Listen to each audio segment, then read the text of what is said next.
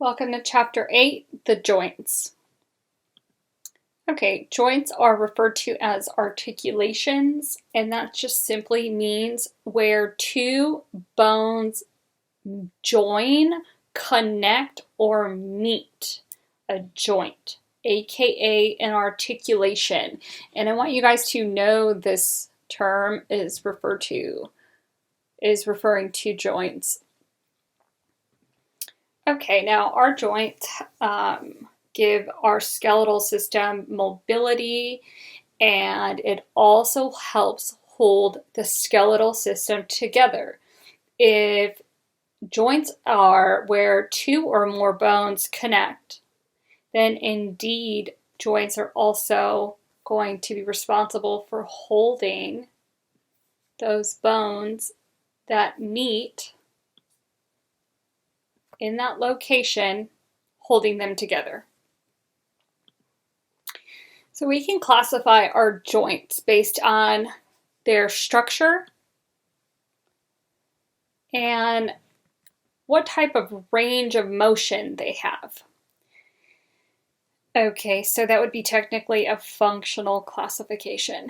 All right, so their structure, let's start with that. So our joints are going to be primarily composed of particular types of material. Okay, and so some have, of course, more than one material that binds a joint together, but ultimately there's going to be one primary material for each joint classification. Okay, so we have fibrous, cartilaginous, and synovial joints. All right, then the next classification is going to be based on how they move or their range of motion. The first, synarthroses. Synarthroses are completely immovable. That means you can't move it. Okay. Amphiarthroses is slightly movable, and diarthroses is freely movable. Okay, so completely immovable, a little bit movable, slightly movable, and freely movable. Okay, so we classify them two different ways: their structure and then their range of motion. So this is a good one. Let's start with the fibrous joints. Okay, fibrous joints are completely immovable. And after we look at a couple of fibrous joints, it's going to be very clear that they're immovable, such as the joints that hold together your skull. Now, remember from bones, we talked about sutures. Now, sutures, I'm going to zoom in on this suture here. Okay. Okay, if we look very closely at this suture, it is filled with fibrous connective tissue. And are you able to take your skull and move it around? Absolutely not, right? So this joint is held together by these tight interconnecting fibers, and they are found only in the skull. That is sutures. Okay. The next one, because we have different types of fibrous joints: sutures, Cindersmosies, and gomphoses. So the sutures are found in the skull. We already know what those are. The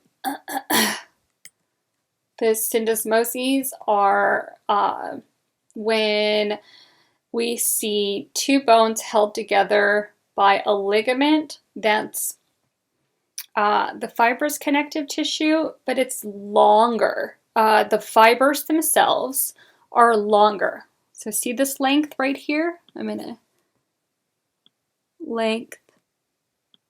This is quite longer than what we see in the sutures. The sutures barely have any length. If any. I mean, there's some, of course, but only enough to fill in these little tiny lines, right? Okay, so that's the difference. And what we're looking at here is, of course, this is your shin bone, the tibia, and this is your fibula. Okay, so if you look right here at this picture, you can see the location. Okay, we also see this with our radius and ulna bone. We have the same fibrous joint. And then the gonphosis is, it's basically a peg and socket joint where the periodontal ligament holds the tooth in socket. So you can see all of this right here is the periodontal ligament all around. All right, so let's kind of recap that.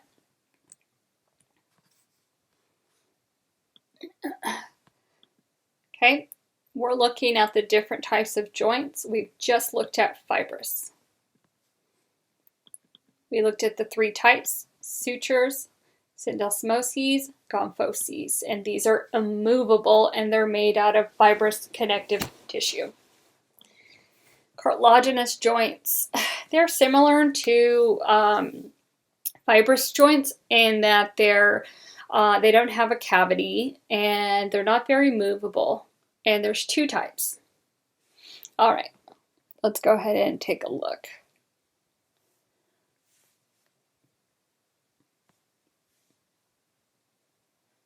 Okay, so what we're looking at here is the humerus bone. Okay, and remember the humerus bone is a long bone, so it has that long bone anatomy, and it's going to have the epiphyseal plate, especially during adolescence when an individual is growing. So that the epiphyseal line or the epiphyseal plate that's made out of hyaline cartilage is an example of an immovable cartilaginous joint. And this one in particular, because it is united by hyaline cartilage, is referred to as synchondroses. Let me just highlight that. So when you guys are looking at your tables, pay attention to the titles of the tables. Okay, the other one that's used as an example here is the way that the cartilage of the first rib connects to the manubrium of the sternum on both sides. That's a joint right there. And that's a synchondroses joint.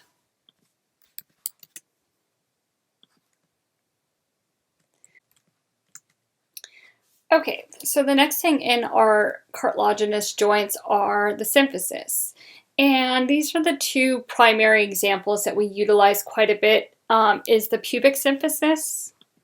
It's this fibrocartilage that holds these two hip bones together, and it's this little bar. Let's take a close look at that. There it is, the pubic symphysis. It's this little piece of fibrocartilage. Okay, and then we also see it in between our vertebrae. So our intervertebral discs are also fibrocartilage.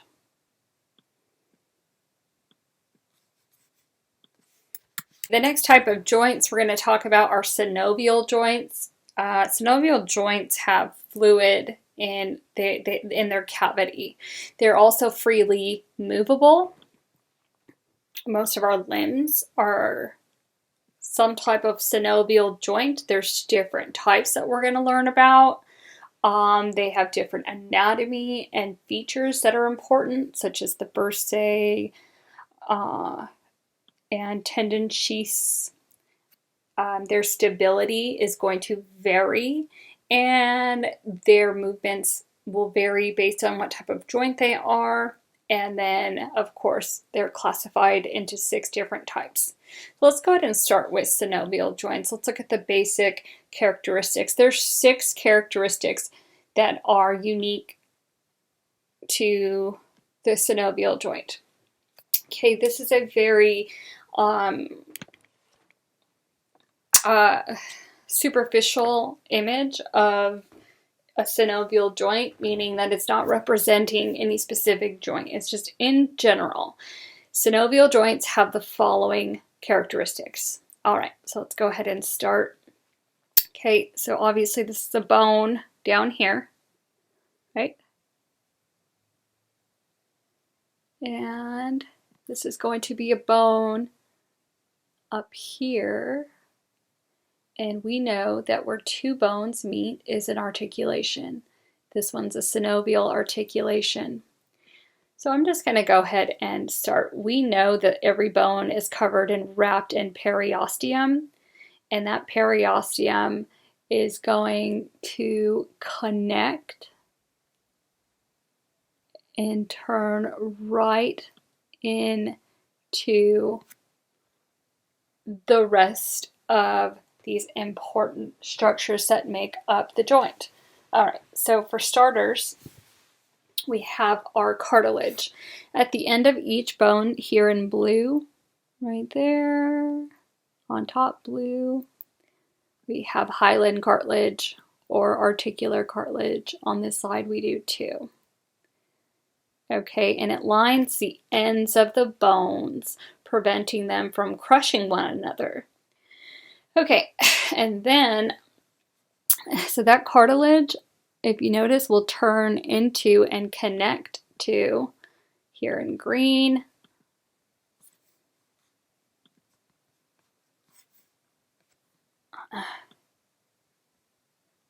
on both sides.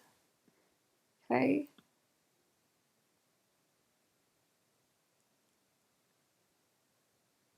That's the synovial membrane that is going to encase this synovial joint right here. All of this area is indeed filled with synovial fluid that lubricates the bones. It's a shock absorber.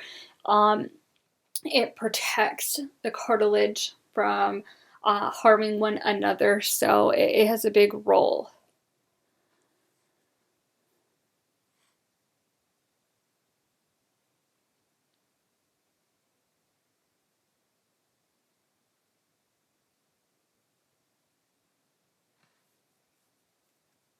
Okay, so let me just erase a little bit of this red marking here, and I want to point out something very, very simple.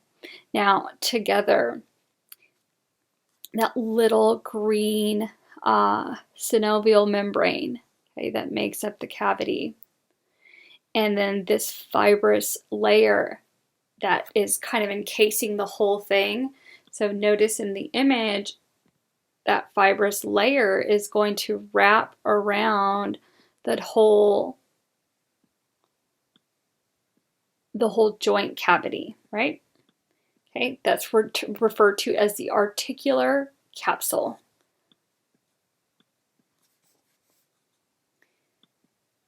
All right, so of course inside the fluid, that's the synovial fluid in there, is slippery. It's kind of it's slippery, and it's a filtrate of our plasma, and it has hyaluronic acid. It lubricates, nourishes, and protects our cartilage. It also has immune cells that can remove microbes and debris if necessary. And then, of course, which is not shown in this picture, there's tons of ligaments that reinforce synovial joints and nerves and blood vessels. So there's 6 different types of joints, synovial joints. And we classify them based on their shape and their articular surface. So where the articular surface is the surface where the 2 bones connect. What that looks like. What shape is that? So there's only 6 plane, hinge, pivot, condylar, saddle, ball and socket. All right, let's take a look. Okay, plane joints. A plane synovial joint is when the surfaces are flat, both. The two bones that are connecting are flat. And so there's the movement is sliding or gliding. So the best examples are the carpals, okay, the intercarpal joints, and the vertebrae to the vertebral column. Okay, a hinge joint. All right, a hinge joint is capable of moving back and forth, almost like the hinge of a door, but it's not a full range of motion. You can't swing a door 360 degrees, right? It can go, flex and extend in either direction, but not fully and completely 360. So think of the hinges on our doors, and think of your elbow. So take your arm, your entire arm, and flex your bicep, okay? And then extend your bicep.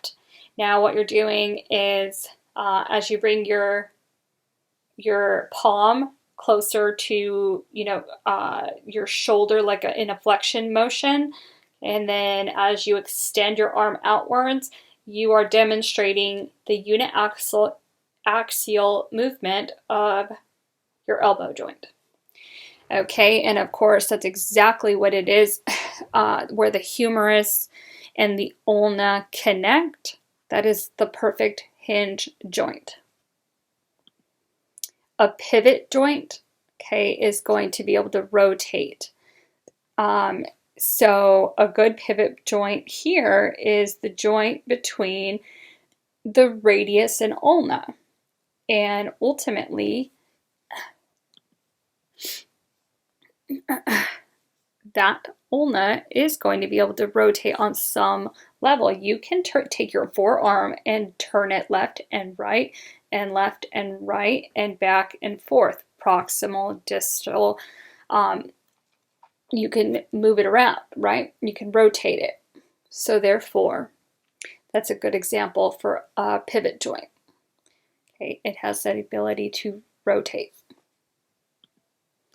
A condylar joint.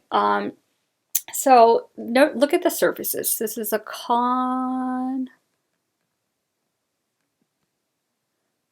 concave, convex surface, right? Okay, now a good example would be where our metacarpals meet our phalanges. So one side is kind of round, not super round, just slightly round, and it's going to sit inside a shallow articular surface, and this will allow a biaxial movement, meaning that it can move in two axes. Think of the axes of a graph. You have your x and your y axes. If it's biaxial, that means it can move into across two axes, right?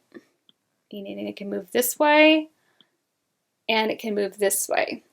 If something is uniaxial, that means it can only move in one direction across one axis.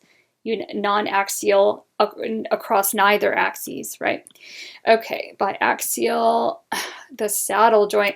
Now the saddle joint's interesting because it really does look like a saddle, and ultimately, one bone is going to be concave and the other one will be convex, and the biaxial movement, meaning it can move this way or this way, across the y-axis and the x-axis, biaxial movement. This is a saddle joint. And then finally, our ball and socket joint. Our ball and socket joint gives us multi-axial movement. Our shoulder joint is a ball and socket joint. our hip joint, where our femur meets our hip, is a ball and socket joint, and it's simply called that for the very obvious reasons, because the fact is that the humerus and femur both have a ball-like structure at the end, and they articulate with a socket-like structure. Okay, right here you can see that. In the glenoid cavity, the humerus meets the glenoid cavity in a ball and socket. And then, of course, part of the scapula and clavicle help hold it all together.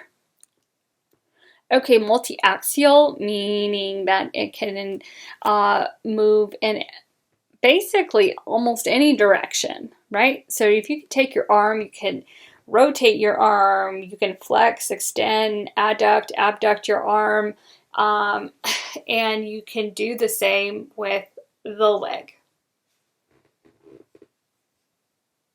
All of your anatomy knowledge hinges on this tutorial? Maybe you're worried that it won't be plain sailing. But don't be anxious, because we're going to have a ball. And socket, saddle up for our tutorial on the types of joints found in the human body. A joint is defined as a connection between two bones in the skeleton, and there are many ways in which joints can be classified. For example, they can be classified according to their structure, by their mobility, and according to their range of motion. Okay, let's begin with the structural classification of the joints. There are three distinct types: the synovial joint, the fibrous joint, and the cartilaginous joint. Let's start with the synovial joint, as it's the most common joint found in the human body. Synovial joints have several characteristic features, which we can see using this sagittal illustration of the knee joint. First of all, synovial joints are surrounded by an articular capsule. This capsule consists of an outer fibrous layer, which helps us to stabilize the joint, and an inner synovial layer, which absorbs and secretes synovial fluid, lubricating the joint. Next, it's important to know that the articular surfaces of a synovial joint are covered in hyaline cartilage. This cartilage is also known as articular cartilage and acts to reduce friction and assists in shock absorption. Additional structures may also be found within synovial joints, such as articular discs. We can see examples of these in the knee joint, the medial and lateral menisci. We may also see bursae, which are small sacs lined by a synovial membrane and filled with synovial fluid. The bursae act to reduce friction caused by muscles and tendons, which are located over bony joints. Before we move on to the next type of joint, it's worth mentioning that synovial joints can be further subclassified according to the shape of their articular surfaces and their range of motion. These include the ball and socket joint, the hinge joint, the pivot joint, the condylar joint, the saddle joint, and the plane joint. We'll talk about these joints in more detail later on in our tutorial. Okay, let's move on to our next joint type, which is the fibrous joint. In a fibrous joint, the bones are bound by a tough, fibrous connective tissue. These joints exhibit little to no mobility. The types of fibrous joints we're going to talk about today are sutures, gomphoses, and Cindersmosies. Firstly, we have sutures, which are fibrous joints found exclusively between the bones of the skull. We can see a nice example in our illustration here, which is the coronal suture. This suture connects the frontal bone to the parietal bones via sutural ligaments. Next, we have a gomphosis, which is found in the mouth, where the roots of the teeth articulate with the dental alveoli at the dental alveolar joints. The tooth is bound into its socket by the strong periodontal ligament, which we can see here highlighted in green. Lastly, we have a syndesmosis, which is formed by ligaments and a strong membrane that holds two bones in place. We can see an example of this here, where the interosseous membrane runs between the radius and the ulna. The last type of joint we're going to talk about is the cartilaginous joint. In a cartilaginous joint, the bones are connected by fibrocartilage or hyaline cartilage. These joints can be subclassified into two types, synchondroses and symphyses.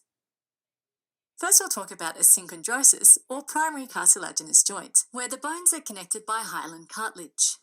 In a histological image, we can see that this type of joint is found between the diaphysis and the epiphysis of a growing long bone and will eventually become completely ossified in adulthood. The second type of cartilaginous joint is known as... Right, time to move on to our next mode of classification, which is mobility. What are the key terms? A diarthrosis is a freely mobile joint, and an example of this is the knee joint, which is a synovial hinge joint. It's worth noting that every synovial joint is a diarthrosis. An amphiarthrosis is a slightly mobile joint, and an example of this is the pubic symphysis, which is a secondary cartilaginous joint. The Cindersmosies, which is a fibrous joint, is also an example of an amphiarthrosis. Lastly, we have a synarthrosis, which is an immobile joint, and an example of this is the coronal suture of the skull. Other examples of this type of joint include the gomphosis, which is a fibrous joint, and the synchondrosis, which is a primary cartilaginous joint. Keep in mind that although a joint may be slightly mobile, it does not perform functional movements. Therefore, when we talk about range of motion, we'll be talking about our freely mobile diarthroses, or our synovial joints. The final way in which joints can be classified is according to their range of motion. When classifying a joint based on its range of motion, it's important to first understand the various axes of movement that the movements are occurring along. In joint movement, there are three main axes: the sagittal axis, which passes horizontally from anterior to posterior, the frontal axis, which passes horizontally from left to right, and the vertical axis, which passes vertically from superior to inferior. We can then describe joints by the number of axes they can move along. Joints that can move back and forth along a single axis are called uniaxial. Examples of these are the hinge joint and the pivot joint. Joints that move about two distinct axes are called biaxial, for example, the condylar joint and the saddle joint. Finally, joints that can move through all three axes are called polyaxial or multiaxial. The only example of this is the ball and socket joint. Okay, time to bring together what we've learned so far and take a closer look again at the most common type of joint in the human body, the synovial joint. Do you remember the 6 types? Let's start off with the ball and socket joint, which is also known as the spheroid joint.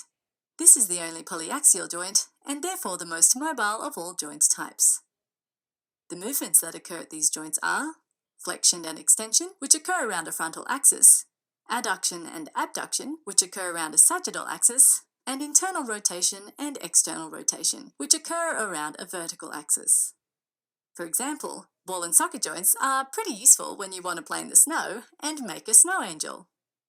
2 examples of this joint are the acetabulo-femoral joint, otherwise known as the hip joint, and the glenohumeral joint, or the shoulder joint, which is shown here. Using the glenohumeral joint as a reference, we can see that this ball and socket joint has one ball-shaped articular surface, the head of the humerus, and one socket-like articular surface, the glenoid cavity. Next, we have the hinge joint, which has only one axis of motion, making it uniaxial. Hinge joints allow movement around the frontal axis, which passes transversely through the joint. Therefore, the movements that occur at this joint are flexion and extension. 2 examples of these joints are the tibiofemoral joint, or the knee joint, and the elbow joint. So we use our hinge joints when we flex, our biceps. Like the hinge joint, the pivot joint is also uniaxial. So pivot joints, also known as rotary joints, allow movement around a single axis, this movement being rotation. The best example of this is the atlantoaxial joint, which occurs between the anterior arch of the atlas and the front of the odontoid process of the axis. The atlantoaxial joint allows you to shake your head when you've had enough. Let's move on to talk about the condylar joint, which is also known as the ellipsoid joint. Condylar joints allow movement around 2 axes that are at right angles to each other, therefore they are described as biaxial joints. An example of this joint is the radiocarpal joint, or the wrist joint. The movements that take place at this joint are radial deviation and ulnar deviation, which occur around the sagittal axis, and flexion and extension, which occur around the frontal axis. These movements combine to produce circumduction of the wrist joint. So this is the joint that comes in handy when you want to wave hello. Similarly to the condylar joint, the saddle joint is a biaxial joint. In this particular joint, we can see that the bones involved meet at the concave articular surface of one bone and the convex articular surface of the other. and this is the connection that forms the saddle-shaped articulation. Again, the movements that take place at this joint are abduction, adduction, flexion, extension, circumduction. An example of such a joint is the carpometacarpal joint of the thumb, which is the joint necessary for the opposition of the thumb. So this is the joint that allows you to text your bestie about how bad your day was. The final type of joint we're going to have a look at in the body is the plane joint, which is also known as the gliding joint. This type of joint is unlike the other joints we've discussed in that it doesn't move around an axis and only permits movement along the plane of the articular surface. Therefore, it cannot be classified as a uniaxial, biaxial, or polyaxial joint. Instead, the plane joint performs a sliding or a gliding movement where one bone moves across the surface of another. An example of this joint is the acromioclavicular joint, which increases the flexibility of the shoulder. Before we conclude this tutorial, I'd like to take a clinical detour and talk about joint stability. Joint stability is of great clinical significance and helps explain why some joints are more susceptible to dislocation or injury than others. Ultimately, it's a trade-off. The more mobile a joint is, the less stable it will be. However, there are specific factors that contribute towards joint stability. The first factor to consider is the degree of contact between the two articulating surfaces. With less contact, the joint is more mobile but less stable. A good example of this is the glenohumeral joint, where the humeral head is much larger than the glenoid fossa, resulting in less contact between the two bones. The second factor to consider is the presence of ligaments. Ligaments increase the stability of the joint, but they also restrict movement. In our illustration, we can see some of the ligaments associated with the knee joint. The third and final factor to consider is the tone of the surrounding muscles. The best example of this is the rotator cuff muscles, which stabilize the glenohumeral joint. If there is a loss of tone, such as seen in old age, the shoulder will be more susceptible to dislocation. So that brings us to the end of our tutorial on the types of joints in the human body. But don't let your learning... Okay, so when we're talking about joints, we cannot disregard the accessories to joints. And the first thing we're going to look at is the bursa.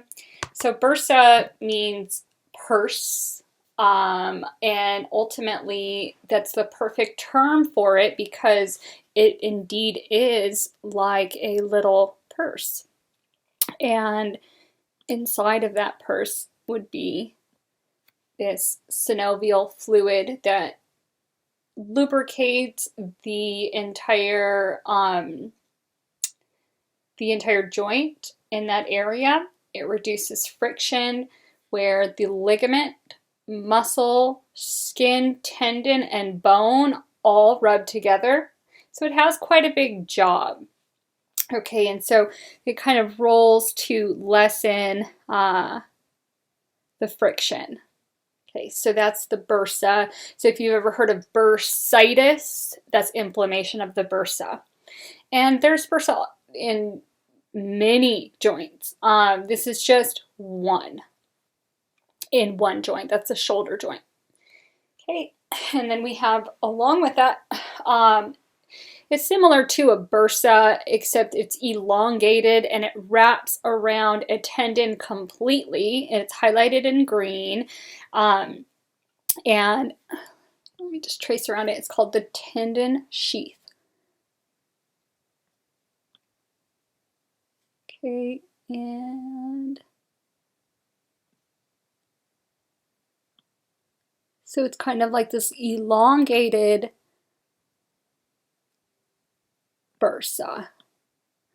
So it still has the little fluid-filled sac in there, except instead of being a little pouch like this guy over here, it's this long, thin, cylindrical type structure that's going to wrap around this tendon, which will eventually connect to your bicep brachii muscle.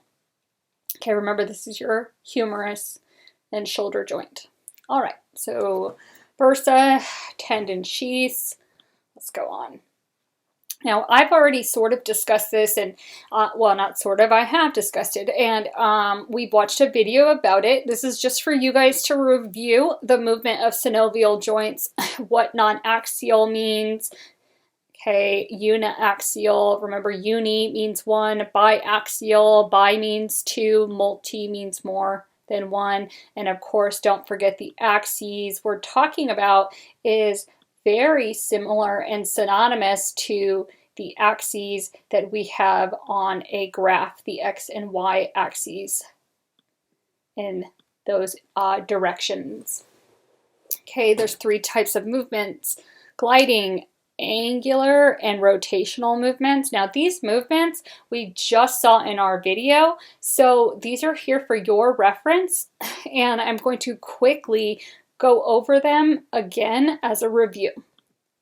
All right, gliding, clearly the gliding here is going to be our carpals, okay?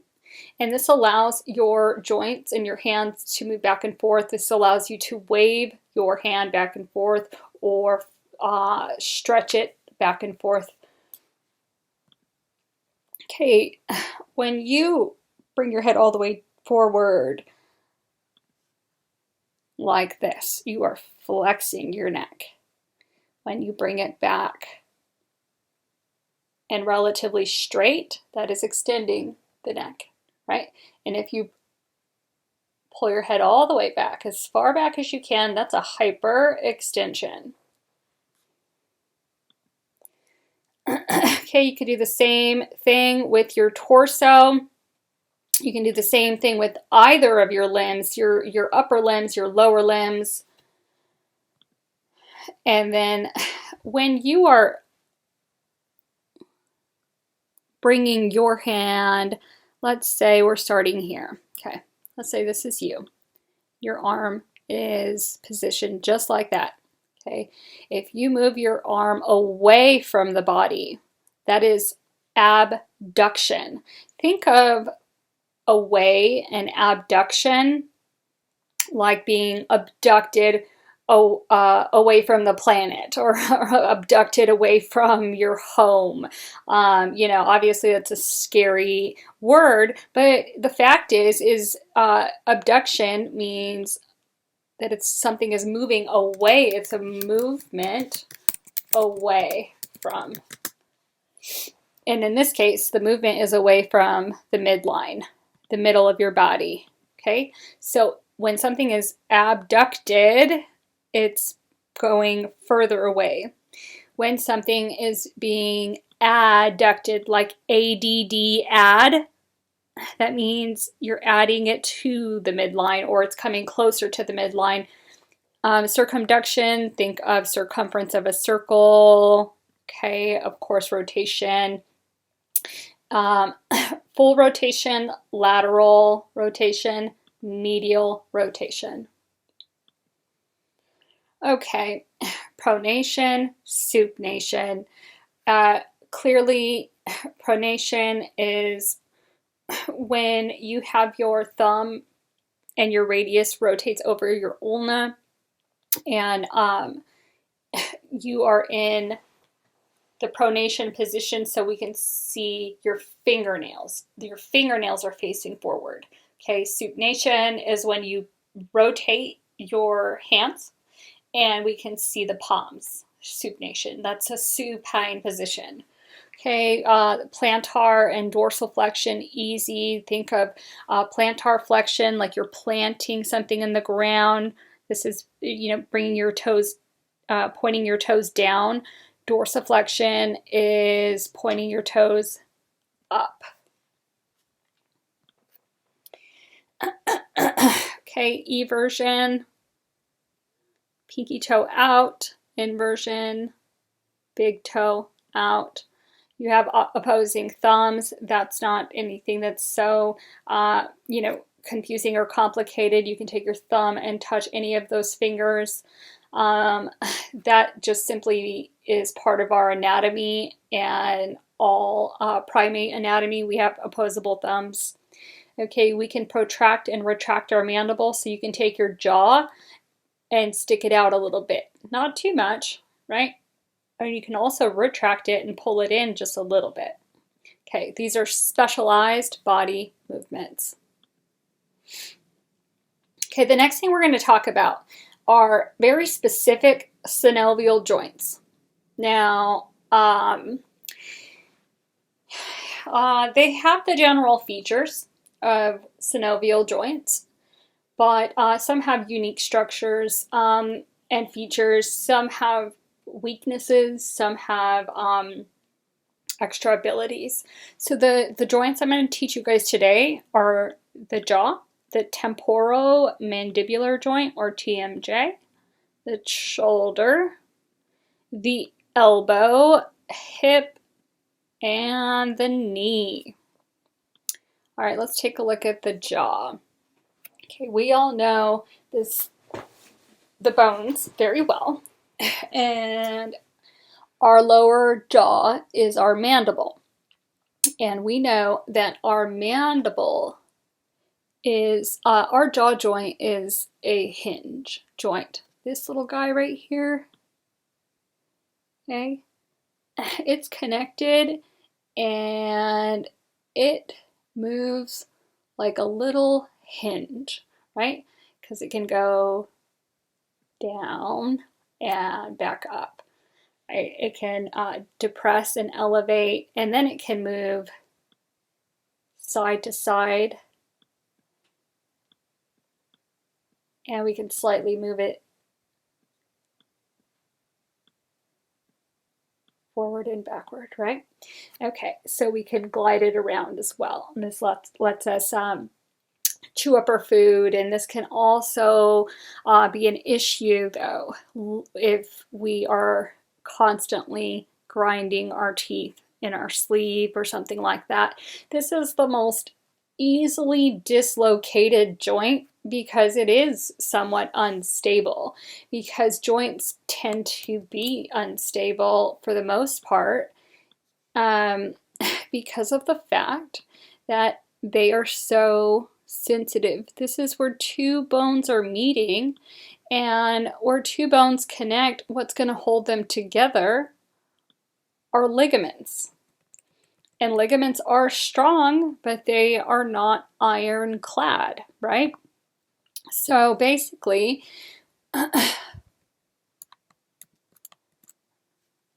where the mandible meets the temporal bone, remember the external acoustic medius? So right in that area, that's where the joint is. And we have our articular capsule, and then we have our mandibular fossa and articular tubercle, and the zygomatic process that is also there to hold this ligament, and the infratemporal fossa, which is supportive of this joint. So see this area in here? Okay. Now, all of that is supportive of the lateral ligament and the articular capsule that helps keep this joint in place. There's muscles as well, but that is not a lot. Just FYI. That's why this is the most easily dislocated joint in the whole body. And a lot of people do have problems with grinding their teeth in their sleep and hurting this particular joint.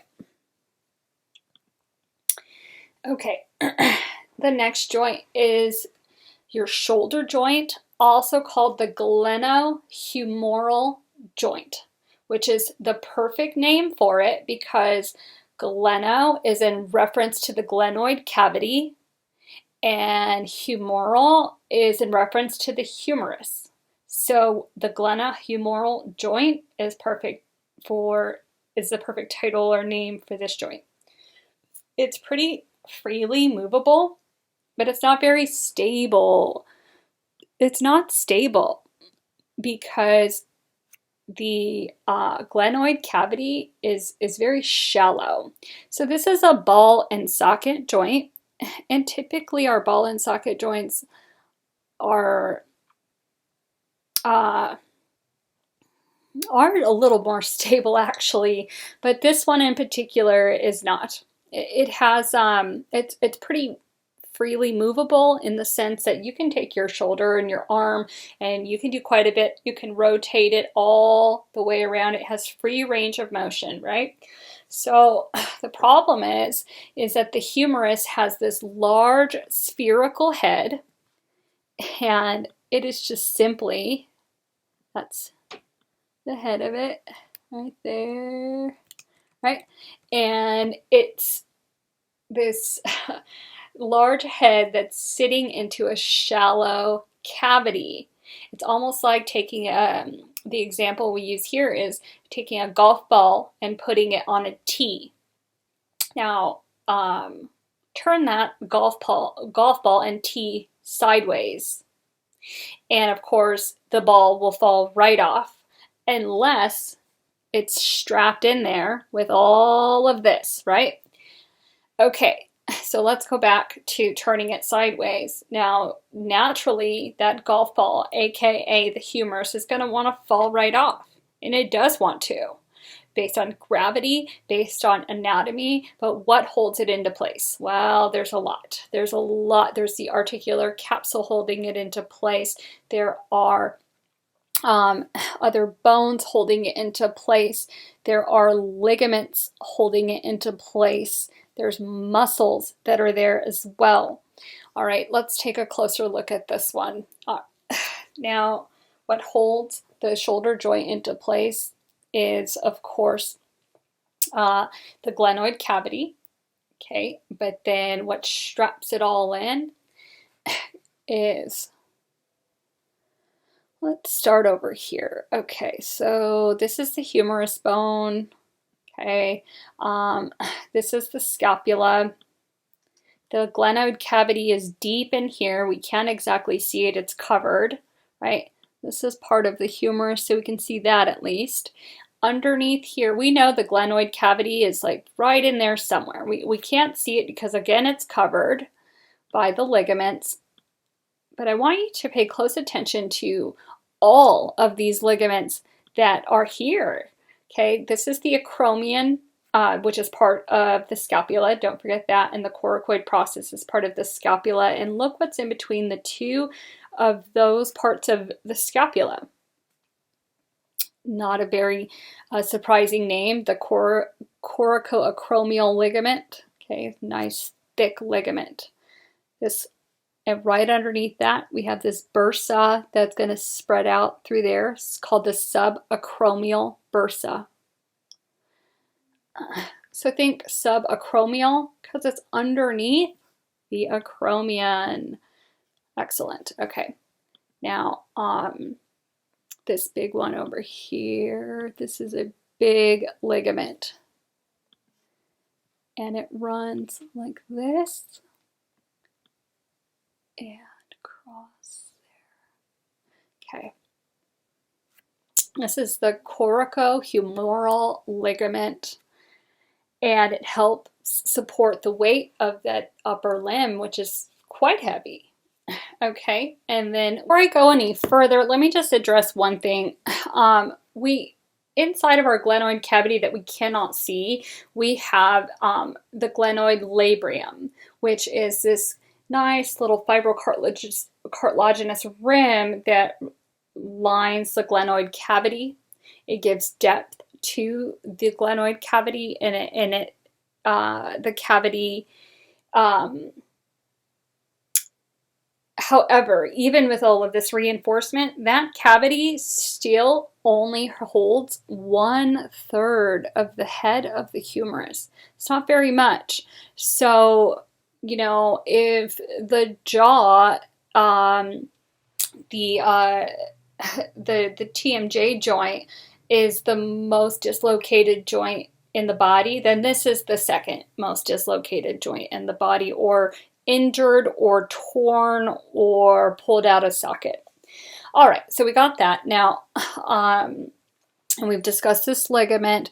Now, earlier I started talking about a couple of these ligaments, and I forgot to mention that they actually belong to a group of the 3 glenohumeral ligaments. Okay, the 3 glenohumeral ligaments that are designed to strengthen the capsule, okay, are going to be, where are we?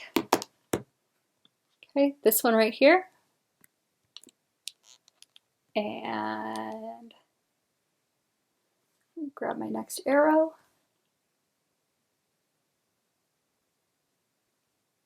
Okay, the transverse humeral ligament. Okay, that's right. That's this one that's running this way. Okay, and where is my third one?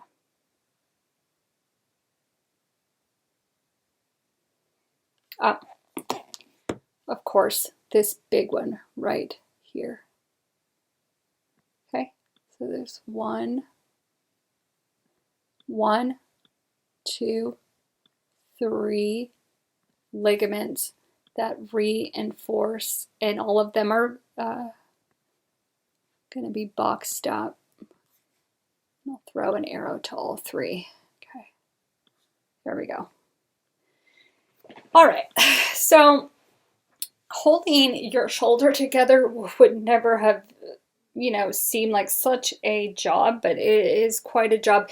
And these tendons eventually will turn into your muscle, your bicep brachii muscle, which is that muscle that you when you flex your arm and it sticks out, that your bicep, and it's really your bicep brachii, but we're going to learn muscles in our upcoming chapters.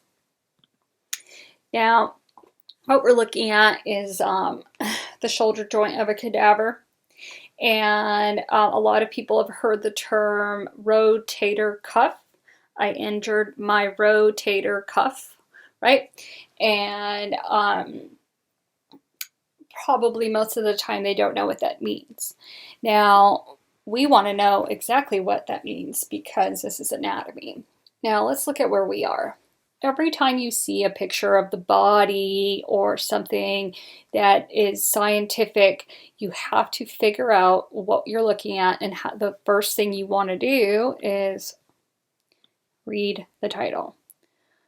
Posterior view of an opened right shoulder joint. Okay, well, this is the head of the humerus right there. All right, so what they've done is they have cut these muscles away, and they've opened up so you could see the part of the capsule, and you could see the acromion. They cut off the tip of it so you could see it. They open up the cavity, the glenoid cavity, so you could see it, and you can even see the labrium. Now look at these muscles here. There's quite a few. There's 1, 2, 3. And then there's one more that we can't see in this picture that make up the rotator cuffs, and they encircle that shoulder joint, and they also help reinforce the stability of the joint. However, these muscles are not perfect, and these rotator cuff muscles can be incredibly susceptible to deterioration, tear, strains, sprains, the list goes on and on. But let's quickly identify these muscles. Their names: subscapularis, supraspinatus, infraspinatus, and teres minor. Okay, that subscapularis, think of subscapula, supraspinatus, the spine of the scapula, infraspinatus, underneath the spine of the scapula, and the teres minor is a separate set of muscles. And there's a teres major, but those are the 4 that make up the rotator cuff. Okay, we're going to watch a couple of videos on the shoulder and how the shoulder works.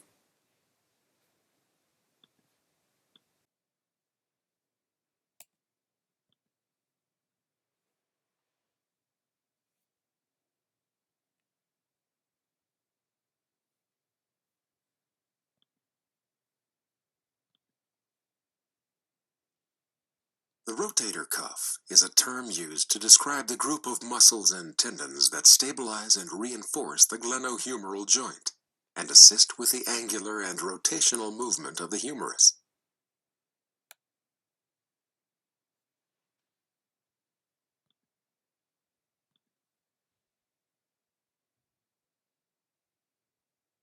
All four muscles combine at the humeral head by way of tendons and form a cuff over the joint, hence the name rotator cuff.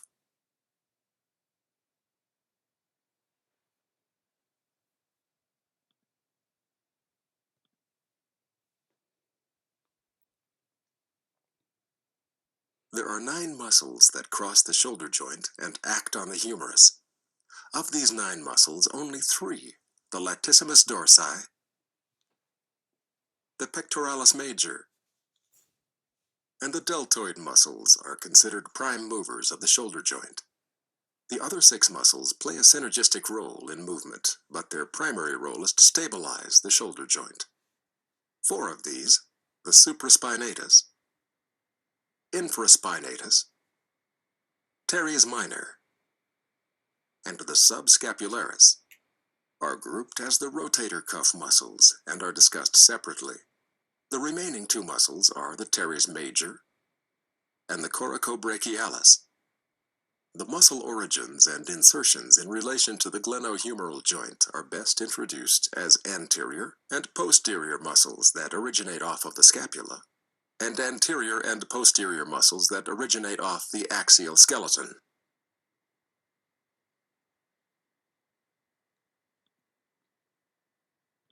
The anterior scapular muscles that cross the glenohumeral joint are the coracobrachialis, the biceps brachii, and the deltoid.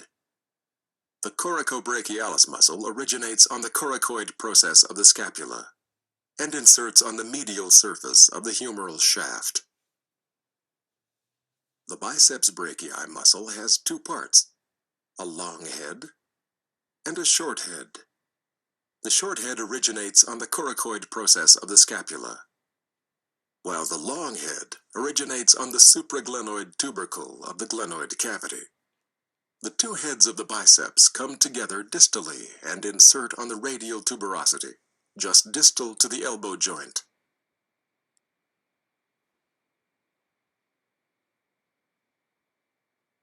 The deltoid muscle is composed of 3 distinct sets of fibers: the anterior fibers, which originate from the anterior border and lateral third of the clavicle; the middle fibers, which originate on the lateral margin and acromion of the scapula; and the posterior fibers, which originate on the posterior border of the spine of the scapula.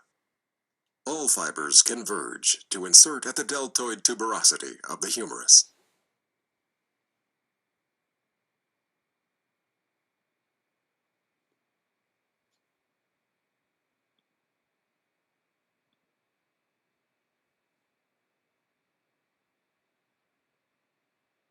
The posterior scapular muscle that crosses the glenohumeral joint is the teres major muscle. The teres major muscle originates on the inferior angle of the scapula and inserts on the medial edge of the intertubercular sulcus of the humerus.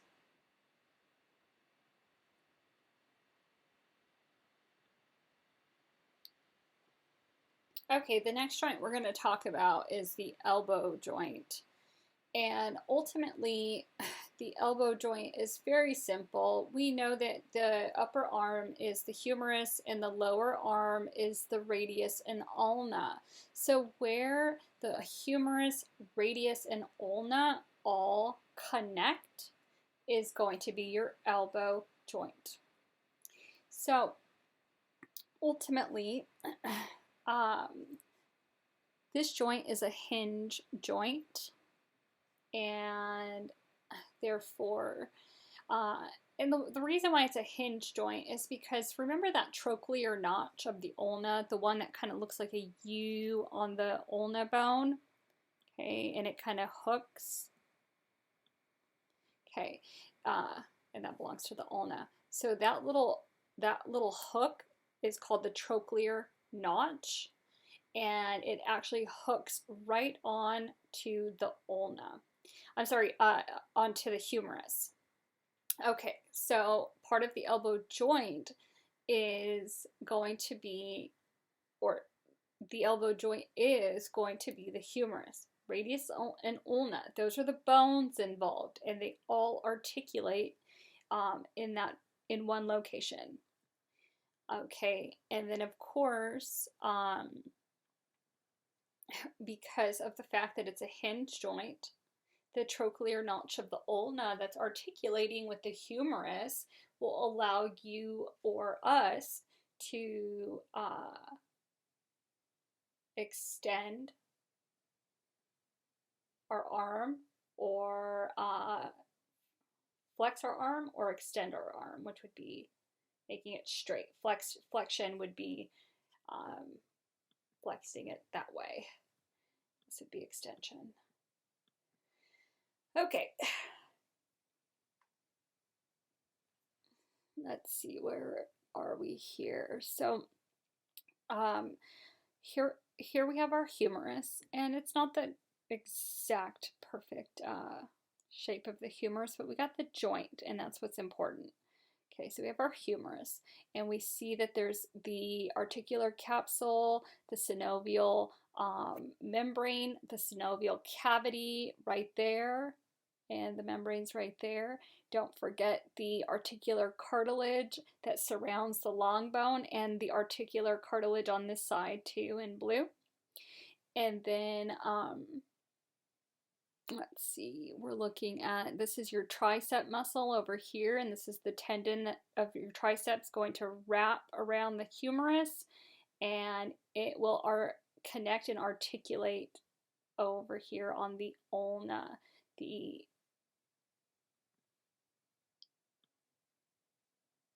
There's the trochlear notch of the ulna, actually.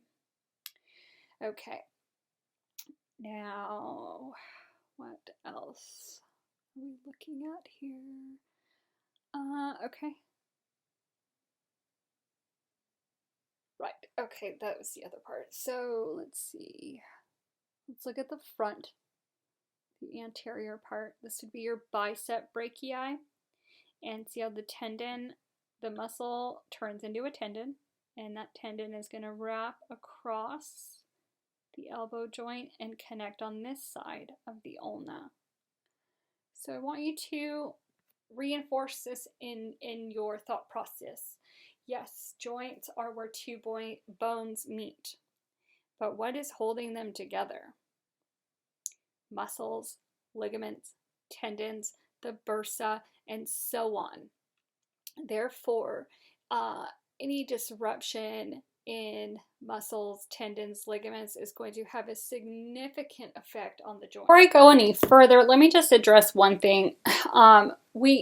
Inside of our glenoid cavity that we cannot see, we have the glenoid labrium, which is this nice little fibrocartilaginous rim that lines the glenoid cavity. It gives depth to the glenoid cavity, and the cavity. However, even with all of this reinforcement, that cavity still only holds 1/3 of the head of the humerus. It's not very much. So, you know, if the jaw, the TMJ joint is the most dislocated joint in the body, then this is the second most dislocated joint in the body, or injured or torn or pulled out of socket. All right, so we got that. Now, and we've discussed this ligament. Now, earlier I started talking about a couple of these ligaments, and I forgot to mention that they actually belong to a group of the 3 glenohumeral ligaments. Okay, the 3 glenohumeral ligaments that are designed to strengthen the capsule, okay, are going to be, where are we? Okay, this one right here, and grab my next arrow.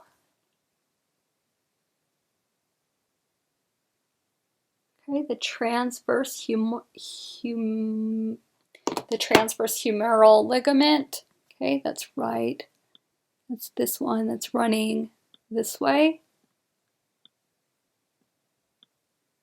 Okay, and where is my third one?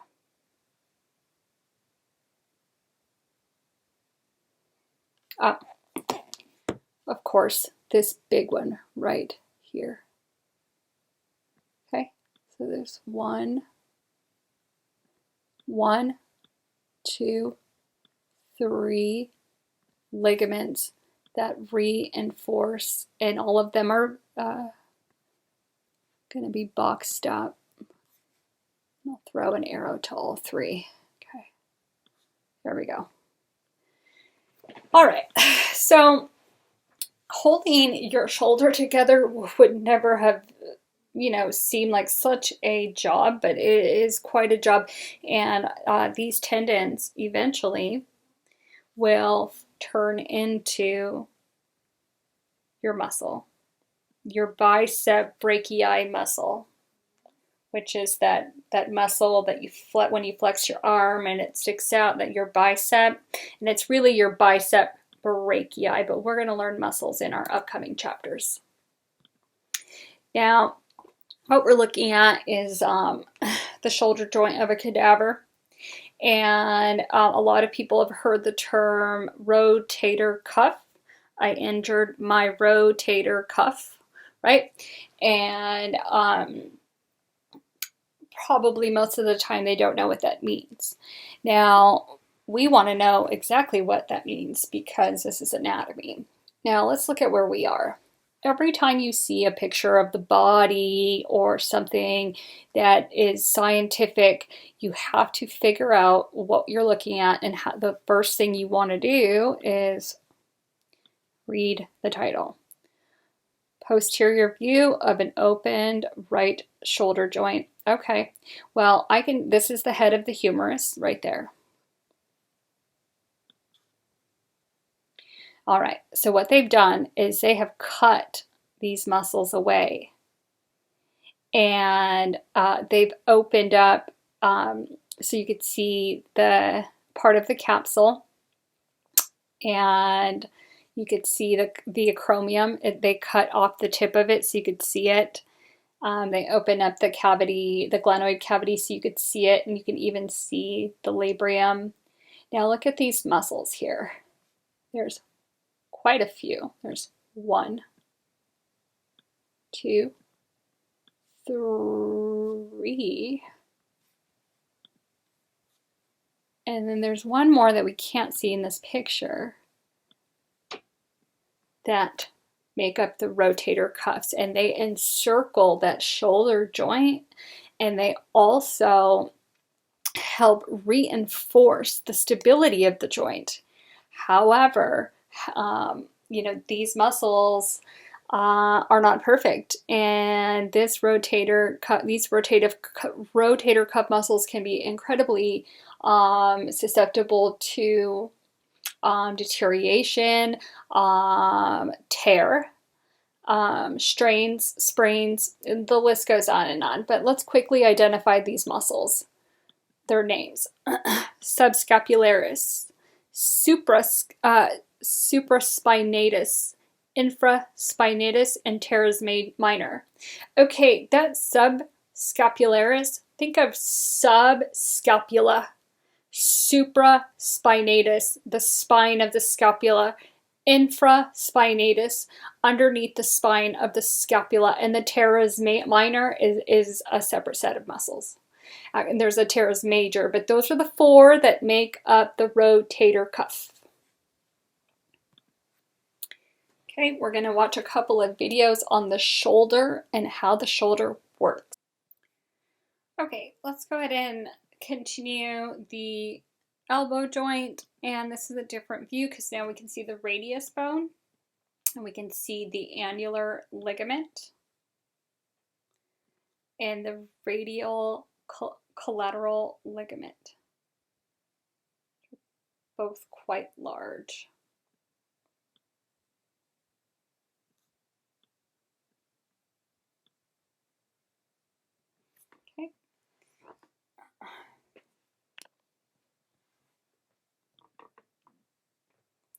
Let's go ahead and take a look at some movement of the elbow joint. The forearm flexors consist of the brachialis, the brachioradialis, and the biceps brachii. The brachialis muscle originates on the front distal half of the humerus and inserts on the coronoid process of the ulna. The brachioradialis originates on the lateral supracondylar ridge of the humerus and inserts on the base of the styloid process of the radius. The biceps brachii has two parts, a long head and a short head. The short head originates on the coracoid process of the scapula, while the long head originates on the supraglenoid tubercle of the scapula. The two heads of the biceps come together distally to insert on the radial tuberosity, just distal to the elbow joint.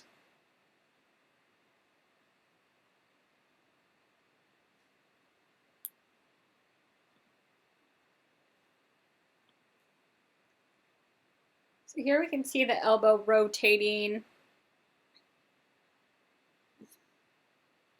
Let's take a look at that again. Okay. Humerus.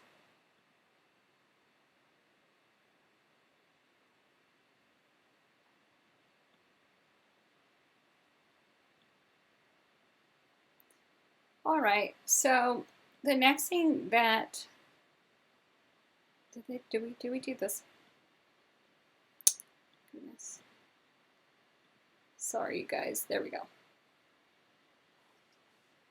The elbow joint is a hinge joint. Therefore, the muscles that act on this joint are limited to flexion and extension of the forearm at the humero-ulnar joint, while the forearm itself is capable of pronation and supination.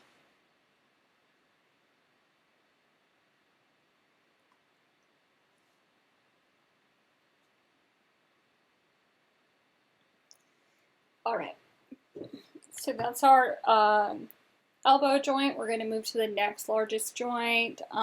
This is our hip or coxal joint. And it's pretty straightforward. It's a ball and socket, and which is not hard to, imagine because of the fact that the head of the femur makes this perfect ball shape, and it sits perfectly inside of the acetabellum. And of course, this is a synovial joint, so there's a synovial membrane, an articular capsule, a synovial cavity, and the articular cartilage is always going to be on the ends of those bones. And then we have we have this little extra piece. It's a rim of cartilage, the acetibular labrium. I may have said that incorrectly slightly, but I kind of don't care. All right. Of course, we have ligaments that are going to connect the hip and the femur bone. And then here's a ligament that specifically runs from the head of the femur, and then it's going to connect to the hip bone. So the head of the femur is perfectly spherical, and it sits in this nice deep socket, and it's actually the perfect joint. If only our shoulder joint was this strong, we wouldn't have so many problems with it. It has great range of motion, but it can be dislocated. It's not perfect. However, it's less common. Now, if we flip, the anterior view is here, the posterior view is here, and really we want to look at a few of these ligaments. Now, the iliofemoral ligament connects the ilium and the femur. The ischiofemoral ligament connects the ischium and the femur. Okay, no big surprise there, right?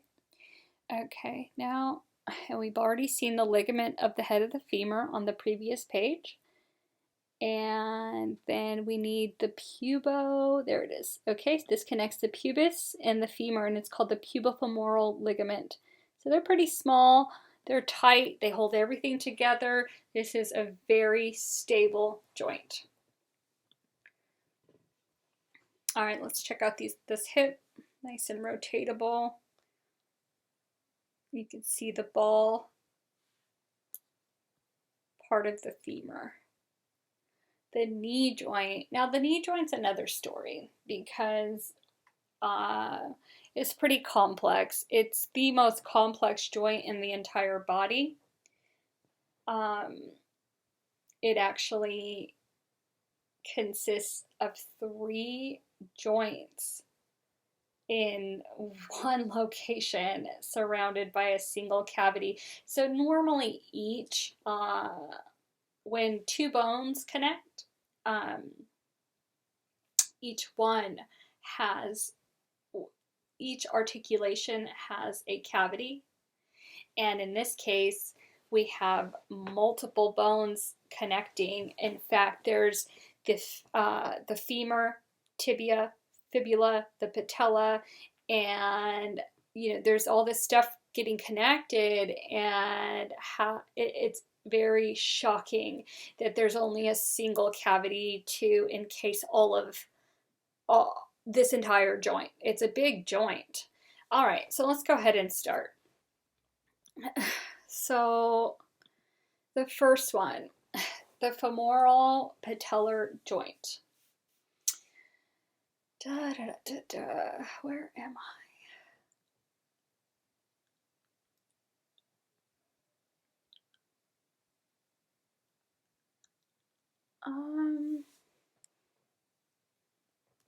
I don't see it in this, it's not labeled in this picture. Let's see.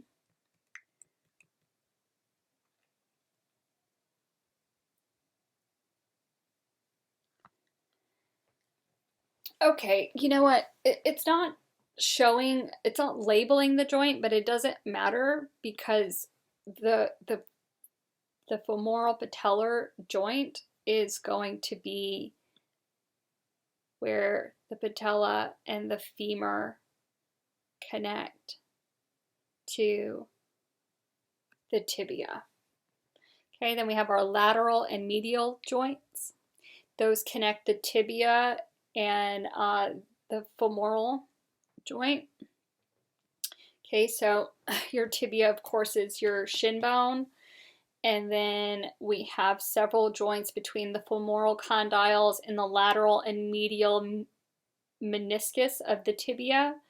And then, of course, the whole joint itself is a hinge joint.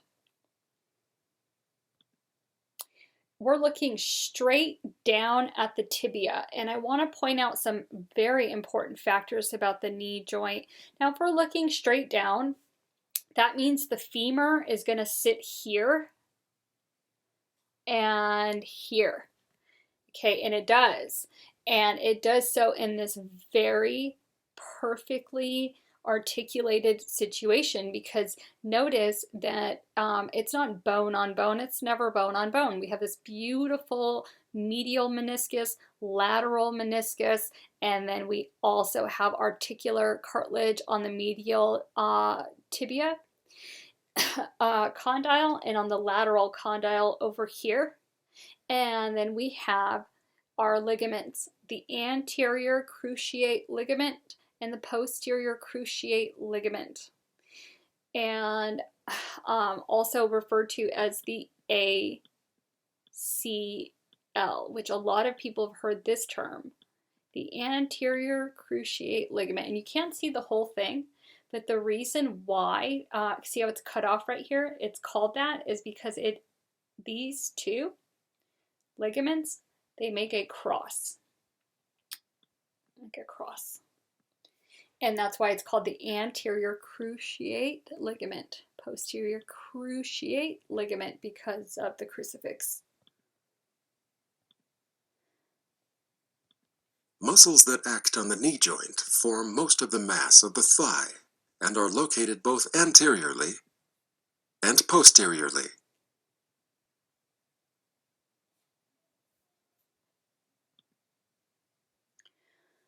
So the joint capsule is thin, and ultimately those four muscles are quadriceps, and their tendons, see how their tendons run right in the muscle, turns into tendon. That's just how muscles are. And see how this tendon is going to connect to the knee? Okay, and then these ones are going to start connecting underneath, and they're going to connect to the tibia and the fibula and the femur, and they connect all over the place and all over, you know, the underneath the patella, and it's it's quite a mess in there. I mean, it's organized, but it's also quite a mess at the same time, because all of these ligaments are susceptible to damage. So this, your knee joint is very sensitive, and there are a range of problems that can happen to the knee, and it's because I want you to note that it's literally because it's not a very strong joint. Look what's holding it together. These ligaments over here, this ligament over here, okay? So the fibular collateral ligament, the tibial collateral ligament, the patellar ligament, okay? The medial patellar retinaculum ligament, the lateral patellar retinaculum ligament. I mean, these, and then your four quads. There are 12 bursa associated with the knee. So ultimately, you know, stretching, taking care of these muscles, working them out, and staying healthy and active, but not overexerting yourself at the same time, is the balance of keeping these joints in good shape as you guys grow and age, as we all grow and age. Now, to kind of hit this all the way home and knock it out of the ballpark, this is the posterior view of the knee, and I want you to see all of these ligaments that are on the back end of your knee. So if you take your hand and just feel right behind your knee, you're going to feel all of this. So those knee ligaments stabilize the joint. Yes, they do, and they help a lot, and they allow you to extend your and hyperextend your knee and stretch your knee and do the things that you do and walk, and they carry a lot of strain, but they also you know, need to be stretched and nurtured at the same time. Okay, because see, because we can have lots of problems with the knee that isn't necessarily a tear. Okay, so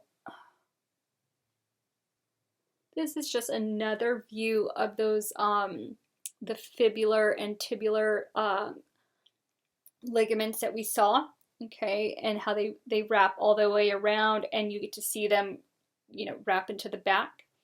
Now, what else we're seeing here is, oh, this one's a good one. See this big ligament?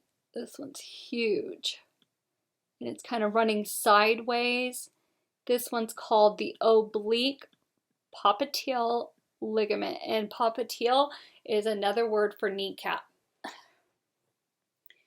Okay, and then yeah, that's all I wanted to go over on this page. Okay, now these two joints, I'm sorry, not joints, ligaments, they help prevent displacement, the ACL and the posterior cruciate ligament. And I want you to see, pay attention in this picture, because it's another view. And look, they've pulled the patella off, okay? And now we can see the femur bone. It's coming from up here. It's going to sit perfectly into that cavity. Well, it's not really a cavity, but into the lateral and medial meniscus. And now you can see the anterior cruciate ligament.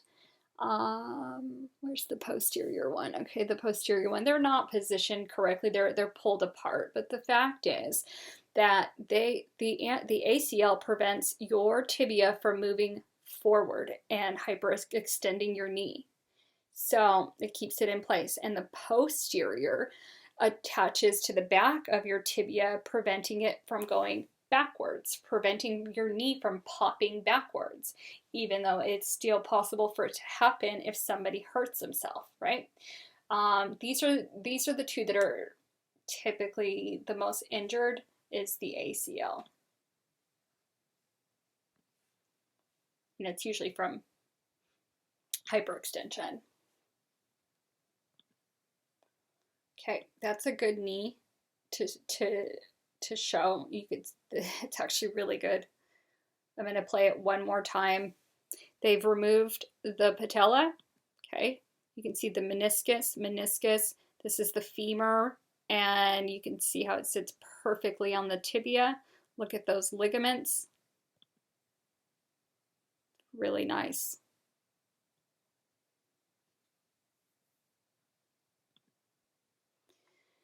All right, now let's talk about disorders of the joint. Since we've been talking about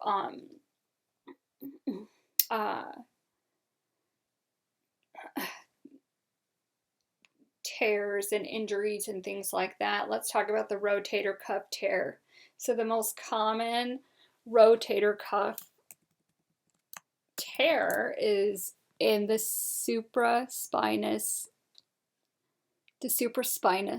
tendon of the supraspinous muscle. So remember, the tendon turns into the muscle, or the muscle turns into the tendon.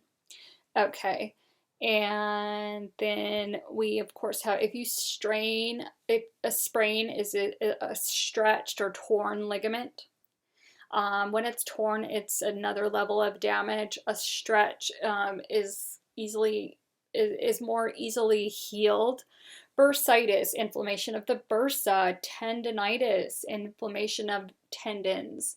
Arthritis is inflammation of the joints. Osteoarthritis and rheumatoid arthritis. Okay, so osteoarthritis is going to have a severe effect on the bones, because it's more of inflammation of the actual bone cells. Rheumatoid arthritis is RA, and this is genetic. So this is a normal x-ray versus an RA x-ray, and this is something that happens over time. And people with RA have to take steroid shots to stop the inflammation, because it's so excessive that it will erode and displace their bones. Okay, that is the end of chapter 8, and I will see you guys next time.